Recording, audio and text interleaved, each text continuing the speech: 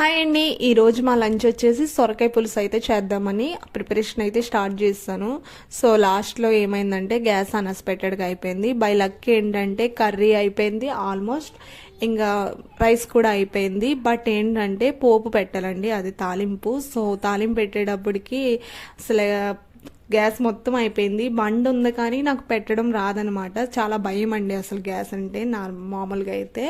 So ఇంకా మా వారు వస్తారని చెప్పేసి వెయిట్ చేస్తున్నాం, కానీ చాలా టైం అయితే అయిపోయింది. 3 అలా లంచ్కి వస్తా అన్నారు, కానీ 3 అయిపోయింది. తను వచ్చేటప్పటికి ఇంకా 3 అవుద్ది ఆల్మోస్ట్. సో ఇంకా కర్రీ అయిపోయింది కదా, ఇంకా పోపు ఒకటే కదా అని చెప్పేసి మేమైతే తినేసాం, నేను మా సిస్టరు మా చైత్ర.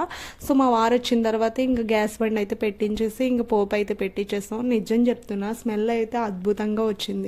నిజంగా ఈ పులుసు చాలా బాగుంటుందండి. అసలు ఆనంగా ఇష్టపడని వాళ్ళు కూడా చాలా ఇష్టంగా తింటారనమాట. ఈ వీడియో నచ్చితే మాత్రం తప్పకుండా సబ్స్క్రైబ్.